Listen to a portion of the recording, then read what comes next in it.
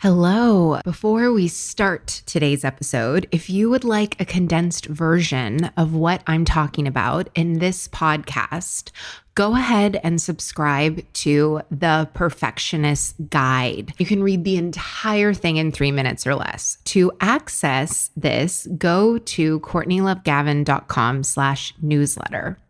Are you a bit of a perfectionist, type A, hyper performer? Then you know that having the audacity to see an ideal and bring it into reality while breaking generational habits of hustle can be tough, but it doesn't have to be.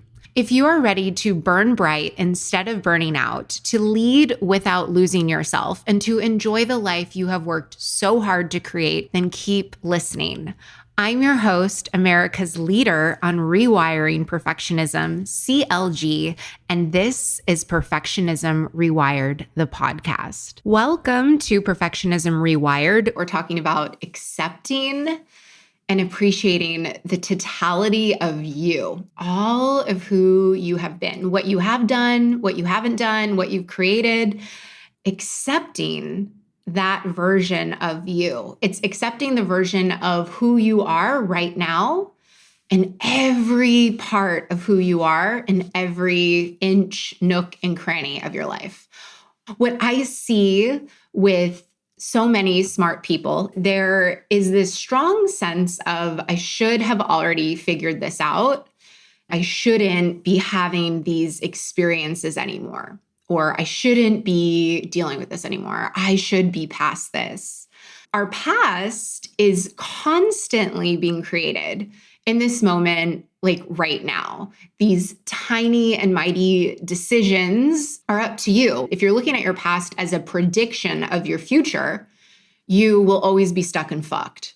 But if you decide to look at your past through a different lens, which I'm teaching you on today's episode, then you can put yourself into a different timeline. You can literally change your present and your future and your past, what it means to you and the value that you are deciding to extract from those experiences. If you're thinking about your past, your present, and your future, you want to look at those three areas and decide what you want to think about them on purpose. This is not a linear type thing. I like to think of it as like circles. You always have these three circles, almost as a Venn diagram, that are always intersecting like at all times. And you, when we're thinking about the constellation of who you are right there in the epicenter. You are the gravitational pull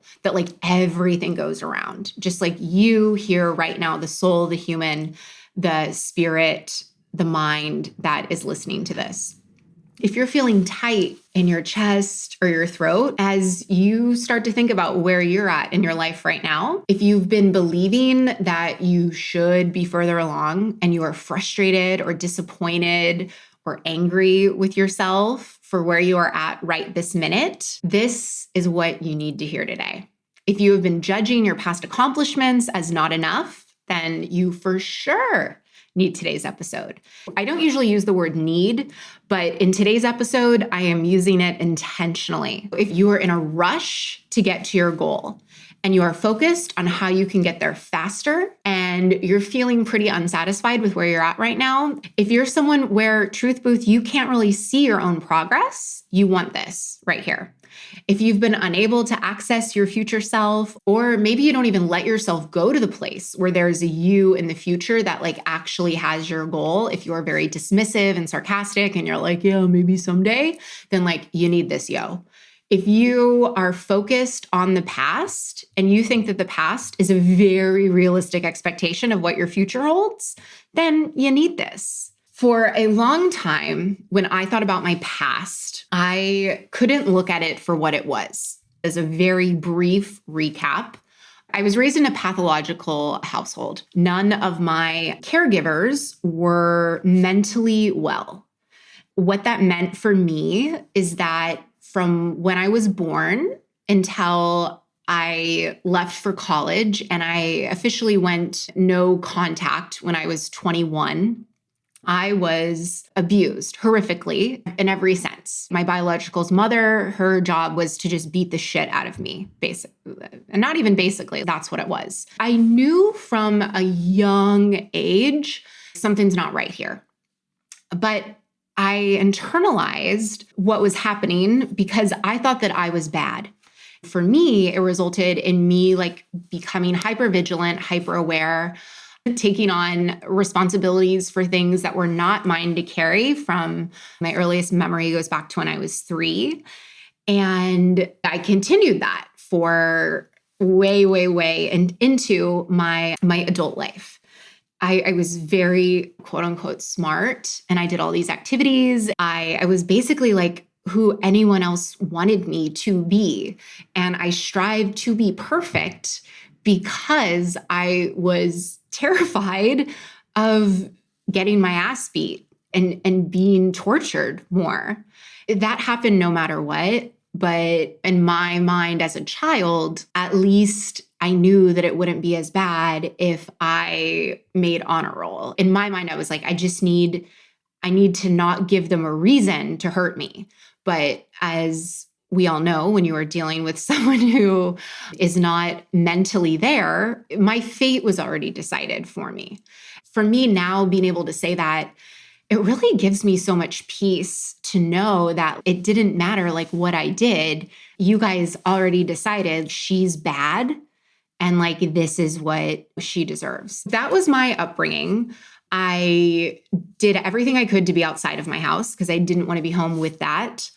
I did go to the police once, and they didn't believe me when I told them what was happening in my house. My parents said that I was lying and that, I made up a lot of things. And because my parents were quote unquote trusted people in the community, they believed them. And of course, I got in a lot of trouble for doing that. So in my mind, I just decided, okay, I can't tell anyone about what's happening at home because no one believes me. I was being told was the reason why I was being abused was because I was bad. And that's what happened to bad kids.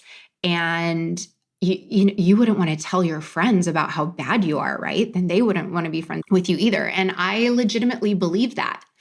And so I never told any of my even closest friends growing up, who are still some of my dear friends now, I never told them about everything that was happening at home because I deeply believed that it was my fault and that there was something wrong with me and that I deserved it. The internet and social media and all of that stuff, MySpace wasn't started until I was in college. Now there is so much more ability for children to have access to information. I didn't have that. I grew up in a small town in Northern California. I did ride my bike and go to the library as much as I could, but you only know what you know. And I will also say that I'm white. I've never done one of those 23andMe type things. So I only know from what my biological family has told me based on my heritage, which I've heard is very UK-ish, basically English, Irish, and Scottish. I'm white. And where I lived, I had food and I had shelter. And so for me to be going forward and to say that these types of things are happening in my home, there was definitely a level of racism that was there in that, things like that don't happen to people like you. I just wanted to share that because with imposter syndrome, there is a deep sense of not feeling safe to be who you are. And I relate to that on such a visceral level. On the outside surface, it could be she's white, she lives in America, and could really just look at it as oh, what do you know about being an imposter? What do you know about that? I want to let you know that I know what it is like to live every day in the one place where it's supposed to be safe, your home, and your parents, the people who are supposed to love you and to be your safe haven, and have that be a fucking nightmare. It really does a number on you. All I wanted to do was be a grown-up and get away. There was a time that I actually did go to boarding school, but my biological Parents didn't think that it was fair that I got to leave the situation, so they brought me back home. Once I turned 18, I went away for college and I never went back. I put everything that had happened, I put it in one of those panic rooms and I locked it in there, like fireproof, and I put it in the attic of my mind. And I just decided I am not this person anymore. This happened in the past. I escaped it and I'm not going there. But what happened is that when you ignore something, and when I was choosing to look at it through a lens of, I couldn't even go there for what had actually happened because I was still interpreting it to mean something about me. I couldn't even, I couldn't even use the words sexual abuse because I thought that would just be another fucking diagnosis to add to the list of me. And I was making myself wrong for all of these experiences that I went through that I did not choose to have happen to me. But at the time, I just carried so much shame about it.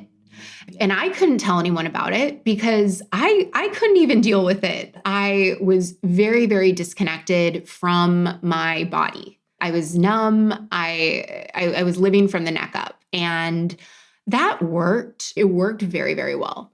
And actually, all of the coping mechanisms that I did that made me exceptional at public relations, like having no feelings, starting every day at zero, being a fucking phoenix in a crisis, was actually to the detriment of my humanity and to my health. I had a therapist in 2009 that said, "Hey, CLG, I just want to let you know if you continue doing this, then you're likely going to have some serious health consequences.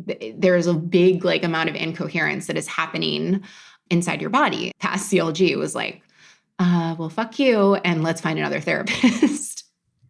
When I turned 30, in my early 30s, a lot of memories started to come back to me. And also in my personal relationship, in particular, my romantic relationship, this was coming to a head. I got to a point where I was very healthy. I still am in terms of working out and drinking water and what I ate, but my immune system was shutting down in these really, really weird ways. No one asked me when I was doing all of this, do you have a history of trauma? Were you abused when you were younger? It's all related to each other. And I say this because I wish that I would have known this. If I would have known 10 years ago, I can't even imagine where I would be right now. I would be miles and miles ahead of where I am right now. But where I am now is the perfect place for me to be. I did start studying development at age 8 because of the household that I was in, and because I had shining examples of this is exactly who I don't want to be when I grow up. I have worked diligently my entire life to make sure that I am a sane, healthy person, because I have seen what happens when you are mentally not well and you refuse to acknowledge it and you self-medicate in very, very harmful ways. Some people never hit their rock bottom. And as devastating as that can be, I believe that our capacity for change is limitless. I am living proof of that. I didn't think that it would ever be possible for me to have an episode like this, where I could share what occurred, the events in my past, and be neutral about it. Not in a cold way of I'm really unattached, but to feel and to recognize that, there was some really fucked up shit that I went through. Shit that most adults couldn't handle. It would cripple them. But guess what? Past CLG, vintage CLG, She made it through. She did the best that she could with what she had. And I am so fucking proud of her. I am so appreciative of her. I'm a refugee from my childhood, so I have maybe 20 photos of myself as a kid.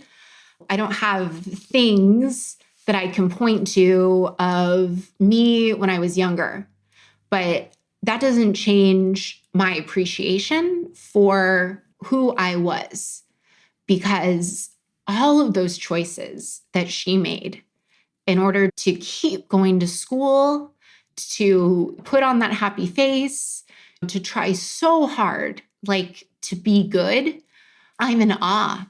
I'm in awe of her. Think about who you've been up until this moment, like your past self. Your past self has paved the way for who you are today. She's tried things. She's learned the lessons the hard way. She's done hard shit. And guess what? She has stuck with things way longer than you wanted to. I'm using the word she because I feel like she is not used enough. But we are a gender neutral podcast. So it, them, they. I am here for all of it. I'm just choosing to use she for this one. Your past self made choices that you wouldn't make again. And she's never known for sure what your future would hold. But guess what? She was always willing to show up to what she did know and do that. And that makes you strong. That makes you brave. And that is you. How often do you actually stop to sit in awe of who you've been and how far you've come? I am in awe of who I have been and in how far I've come. And when you sit in awe of the human that you have been, and this can be over any time frame. It can be from childhood to now. It can be from college to now. It can be from your 20s to your 30s, 40s, 50s, 60s, 60s, 70s. It can be from 3 months ago to now. It could be from yesterday to today. What happens is we're not seeing ourselves for who we actually are. The human mind is just made to look for the fly in the ointment and what's going wrong. When you can shift your perspective to be like, oh my gosh, like, hey, there was this cloud that was like hanging over me. There was this belief that I had about myself, and I was believing it. Like for me, I believed there was something wrong with me and that my past was something that I needed to be deeply ashamed about. Then one day I saw it. I saw the cloud. It's this thing where you're at this moment and you just realize like, oh my gosh, you're a different person. And those cloud sort of moments, that's what I provide for my clients. When you are able to have this shift of perspective, it's like, it's amazing because it's like you were in it and now you're not. And you are a different human because you can see that. My ability to do that for myself and for my clients, it comes from taking it slow, choosing what you want to think and how you want to feel on purpose, like really, really slowing it down and accepting your own definitions. And I didn't used to have that skill. I used to go so fast. I couldn't slow down. Like I literally couldn't slow down. Like that was too painful. It's like an addict of some sort. And I'm aware of what a gift it is when I look at other people who don't have that yet. Stop today and to sit in awe of who you've been and how far you've come. Now, doing this is going to feel different. It might feel uncomfortable, but that's okay. Like, this is the struggle that is worthwhile. This work right here, this sitting in awe of who you've been, it's a slowness, it's a pausing, it's a purposeful feeling of pride and appreciation for who you've been. And I get it. This is probably like your brain naturally is probably going to be like, oh no, we need to do this. Like it'll make up at least 100 excuses why you shouldn't do this and why this is stupid.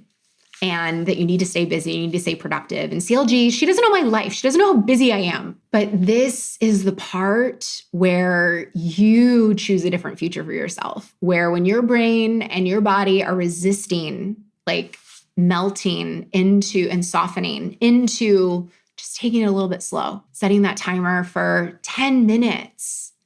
And this is where you get to choose to show up for yourself in devotion for who you want to be and who you are becoming and sticking with it. This is the part where your old muscle was productivity and staying busy, and you are deciding that you want to start flexing and building a new muscle with yourself, which is, hey, I show up for myself in a new way and I honor what I say that I'm going to do. And I'm willing to look at myself differently. If you're nodding your head yes, listen closely because I might have the solution you've been searching for. My Perfectionism Rewired Accelerator, a 6-week, highly individualized one-on-one coaching experience designed exclusively for perfectionists like you.